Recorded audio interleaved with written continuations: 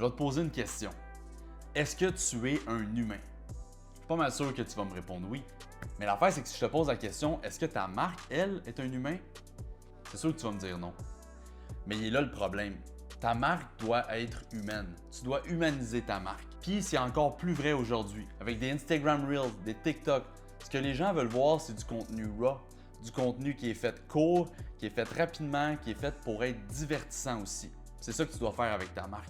Que ce soit autant avec tes employés, que ce soit toi directement, tu dois humaniser ta marque. Dans cette vidéo, c'est très clair. Je vais aller directement au but puis je vais te dire qu'est-ce que tu dois faire, fait que les 3 trucs que tu dois faire pour humaniser ta marque et être plus dans la séduction et dans le divertissement sur les réseaux sociaux plutôt qu'essayer de vendre, d'être corpo puis d'être plate. Salut, c'est James Forbes. Puis comme je t'ai dit, je te montre directement les 3 trucs pour humaniser ta marque. Mais par exemple, si tu es nouveau sur la chaîne, je veux juste te donner un peu plus d'informations que la chaîne est directement 100% sur la vidéo marketing. On va parler autant de YouTube, de Facebook, de comment tu peux développer ta marque, ton entreprise avec la vidéo sur les réseaux sociaux et aussi à l'externe, sur ton site web, sur ton blog ou autre. Laisse un j'aime sur la vidéo, ça va me faire extrêmement plaisir. On est des entrepreneurs comme toi et on veut te donner le plus de valeur possible. Puis aussi pour être notifié pour les prochaines vidéos qui vont sortir, tu as simplement à t'abonner à la chaîne et ça va me faire un plaisir d'engager avec toi dans les prochaines vidéos. Alors, on se lance dans le vif du sujet, les 3 trucs pour humaniser ta marque en 2020. Au cours de ma carrière comme employé, ce que je me suis rendu compte, c'est qu'il y a beaucoup trop de règles plates, fermes, inutiles à l'intérieur d'une entreprise qui est mis par un certain cadre hiérarchique, puis tu es peut-être le genre de personne qui fait ça aussi dans ton entreprise pour faire en sorte que les employés doivent publier telle chose de telle façon à tel moment. Sais-tu qu'est-ce que ça fait? Bien, ça tue la créativité de ton équipe. Tu viens simplement leur mettre un bâton dans les roues pour faire en sorte qu'ils ne peuvent pas créer du contenu et devenir ton armée de ninjas ou de petits guerriers qui vont créer du contenu pour toi à l'interne. Parce que si aujourd'hui je te dis tu dois créer du contenu, tu vas me dire oui, mais j'ai pas le temps. Parfait, mets tes employés sur le coup, tu les payes déjà. Oui, mais ils ont d'autres choses à faire, ils doivent travailler. Parfait, mais est-ce que tu as des 5 à 7? Est-ce que tu as des soupers de Noël? Est-ce que tu as des activités d'Halloween? Des concours de décoration, des choses comme ça? Je suis pas mal sûr que oui, parce que la plupart des entreprises de plus en plus s'en vont dans cette direction. Alors, donne de la force, donne des ressources, donne le goût à tes employés de faire des stories, de mettre de l'avant la culture de ton entreprise, les valeurs, tout ce que vous faites à l'interne pour humaniser votre marque. Parce que si vous mettez des règles, ce que ça va faire, c'est que les gens vont les suivre, même s'ils n'ont pas le goût de les suivre, et ils vont arrêter de publier. Ils ne vont pas être ton armée, ils ne vont pas créer du contenu pour toi. C'est ce que tu veux faire. Parce qu'aujourd'hui, c'est exactement ce que tes clients veulent voir, c'est les dessous. Fait que si je peux te donner un conseil d'une problématique, c'est que ta marque n'est pas assez humaine parce que tu mets beaucoup trop de règles dans ton entreprise pour être sûr que ta marque soit protégée, que tes clients ne voient pas des choses à l'externe qui pourraient nuire à ta marque. Je comprends. Peut-être que tu as vraiment une bonne foi de le faire, mais au final, ça va te nuire. C'est une grosse problématique. Et si je peux te donner de la valeur, c'est juste de penser différemment. D'aller avec une nouvelle culture d'entreprise au niveau de la hiérarchie, vraiment déterminer où est-ce que vous voulez aller, c'est quoi vraiment votre mission, vision, valeur de la création de contenu à l'interne. Puis faire en sorte que la création de contenu ne soit pas une charge supplémentaire non plus pour tes employés. Il faut que ça se fasse d'une façon simple et efficace et surtout joviale et plaisante. Parce que si tu leur forces à faire du contenu, ils ne vont pas le faire parce que dans leur tête, ça va être une charge supplémentaire. Mais justement, fais des concours, fais des activités, crée un mouvement de culture d'entreprise, des challenges. Les gens vont embarquer, surtout les milléniaux. Alors, oublie pas, tu dois te créer ta petite équipe de Navy SEAL, de création de contenu à l'interne qui vont juste faire rayonner ta marque. Toi, tu vas sauver du temps, tu vas booster ta crédibilité, ta visibilité et tes clients ou tes prochains clients, en fin de compte, vont avoir le goût de s'attacher à toi parce que tu vas être humain, ton entreprise va être humain, puis ils vont connaître les employés en arrière, puis c'est ça qui a le plus de valeur.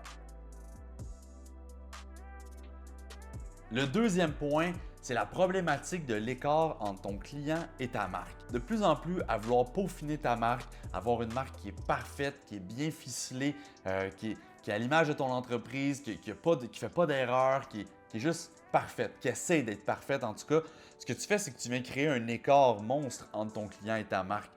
De plus en plus que tu rajoutes des choses à ta marque ou que tu veux la garder dans une boîte fixe pour qu'elle soit parfaite comme un bibelot, mais de plus en plus que tes clients ne vont pas la comprendre, ne vont pas avoir d'émotion envers cette marque-là, ne vont pas vouloir s'approcher de cette marque-là puis vraiment de la côtoyer comme un être humain puis d'évoluer avec cette personne-là. Quand tu prends un être humain, un enfant qui évolue jusqu'à ses 20 ans par exemple, à partir de là, cette personne-là va avoir évolué, ses valeurs vont changer, son corps change, elle grandit.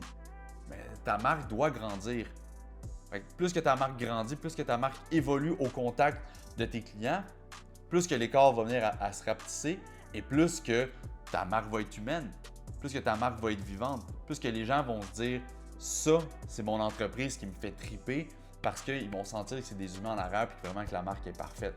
Fait qu'en ce moment, si tu fais l'erreur d'être le prof plate à l'université, qui est un chercheur, qui est super brillant dans ce qu'il fait, mais qu'au final, il n'est pas pédagogue quand il présente son cours à ses étudiants, fait qu'à ses clients, bien rendu là, il n'y a pas de côté humain, il n'y a pas d'interaction, les gens n'ont pas le goût d'interagir, ils ne lèveront pas leurs mains pour poser des questions puis participer. C'est la même chose avec ta marque. Puis ça, en ce moment, c'est une grosse problématique. Tu dois humaniser ta marque en la faisant évoluer, en la faisant grandir, mais en lui laissant faire ses erreurs puis apprendre, mais au contact de tes clients. Fait que si je peux te donner un conseil, prends du recul, détache-toi de la situation, prends une grande respiration, sors de tes culottes complètement, puis regarde ton client.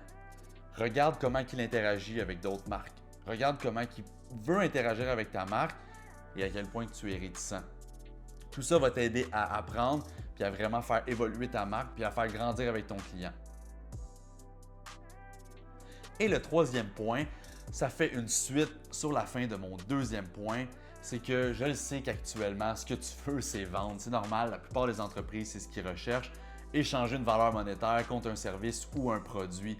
Mais l'affaire, c'est quand tu commences à faire ça dans tes vidéos, dans ton contenu marketing, ton client s'en rend compte immédiatement et il a juste le goût de prendre du recul, de s'en aller puis de faire autre chose parce qu'il va déjà sentir de la friction. Si en ce moment, tu essaies de pêcher ton contenu au filet, comme si tu essayais de prendre Moby Dick à chaque fois que tu faisais un contenu marketing ou une vidéo marketing, tu es vraiment sur la mauvaise track. Tu dois te dire parfait. Tu dois lancer un hameçon, laisser mordre, donner du lousse, laisser mordre, donner du lousse, laisser mordre, donner du lousse, laisser mordre. Faire un peu épuiser ton client, mais au final, tu te rapproches de plus en plus de la conversion et à partir de là, au moment que tu sais que tu peux convertir, que tu peux rentabiliser ton contenu, tu tires et tu viens à collecter ton client que tu vas aller chercher. Pour te donner des conseils, partage du contenu qui est informatif, qui est divertissant, qui est le fun, qui est décontracté, où tu présentes tes employés, tu te présentes toi, tu fais des concours, des activités, des choses de fun. Et de temps en temps, tu peux vendre ton produit, tu peux mettre ton service de l'avant, mais l'idée, c'est de l'avoir en arrière-pensée. Toujours faire des actions pour amener vers la vente, mais ce que tu veux, c'est probablement générer des vues sur tes vidéos. Tu veux générer un bassin d'audience que tu vas pouvoir réutiliser en médias payants par la suite quand tu vas vouloir faire du reciblage. Mais pour l'instant, ce n'est pas le but de la vidéo. Fait que crée du contenu, une vidéo par semaine, 52 vidéos par année, des choses en stories, des choses en vidéo préenregistrées, des vidéos sur le moment, raw, efficaces, des choses qui sont cool, divertissantes. Puis tu vas voir, ta marque va être beaucoup plus humaine, puis les gens vont t'en parler. Le numérique va faire en sorte que ton hors numérique va être beaucoup plus gros, ton réseau va prendre plus d'expansion, ça va donner plus de valeur ajoutée et tout ça, tu fais ça avec la vidéo. Et voilà, tu as les 3 trucs pour humaniser ta marque et je vais te faire un résumé pour encore plus améliorer la rétention de l'information et pour être sûr que tu puisses appliquer ça d'un matin dans ton entreprise ou dans les prochaines semaines. Alors, premier point, mets la culture d'entreprise de l'avant, de création de contenu, enlève les bâtons dans les roues, enlève les règles, puis laisse tes employés pouvoir créer du contenu à l'interne et venir ton équipe tactique, ton équipe de Navy Seals qui vont pouvoir juste bâtir ta marque et faire en sorte que tes clients vont vouloir interagir encore plus avec toi parce que ta marque, elle est humaine. Le deuxième point, c'est de réduire l'écart entre ta marque et ton client.